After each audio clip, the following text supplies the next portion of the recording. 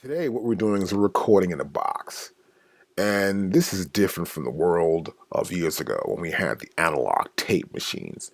And the difference is this warmth that you normally got because it was analog. Now, we still get it. We get it from the speakers, from the microphone you use, and maybe a mic preset up. So you are recording it in, but it's also converting it from analog to digital. And when it comes back out your speakers, it's from digital to analog again. And so we've had this warm sound over the years. It was very expensive to have that type of gear. But today we can do everything inside a computer right inside the box. And it's been really refined, the whole process, so that you get, for a very good price, if you get a really good computer system and you use your Pro Tools systems properly, you can get a great mix. And this is called our digital audio workstation. So we can sit inside this workstation and create a really great mix. And it's important to realize that this digital audio workstation sort of replaces some of the many components we used to use years ago in analog recording, like that big mixing board, the big reverb machines and EQs and compressors. Well, it's all now in the box, made up in these great algorithms for these plugins and the mixing console. Now you may use a mouse now to move the fader up and down rather than your physical hand, but it still works the same way. And there are advantages. When you're working with a system like Pro Tools, you can automate everything. You could never do that years ago.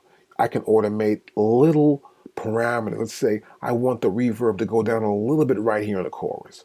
Or if it's a music score, oh, we're doing a score for a movie, man, to bring it down for that lion sound or this big monster sound and make it fill a room and then come back down real quick. You can't automate like that in analog. It takes too many hands in a room. But it's easy to do it, and it creates a much faster workflow within a digital audio workstation.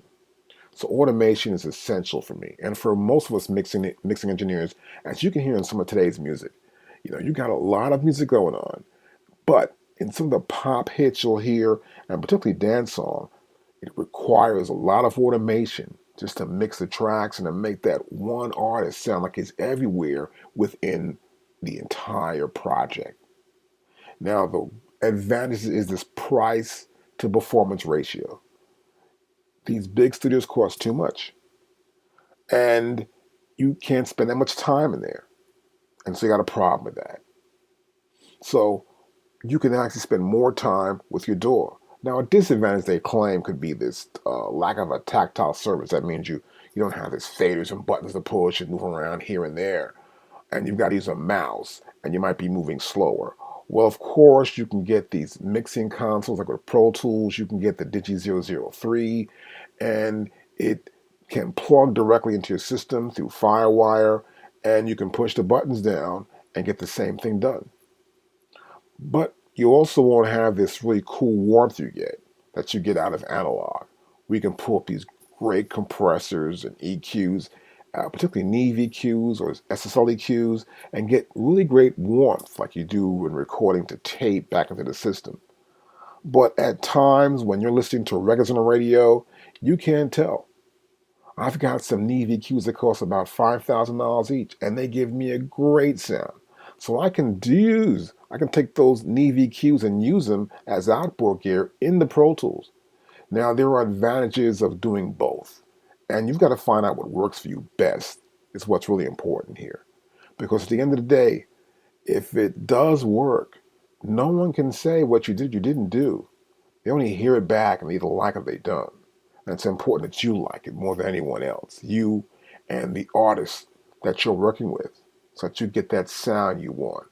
And that's the real advantage of using Pro Tools. You can take your time and get the project right. You can go over and over it again without being in a big facility, and you can get it to sound as good as anything, providing you understand every feature in Pro Tools and understand how all the routing works and how you can use the different elements in Pro Tools and outside of it with different hardware to give you the sound you need.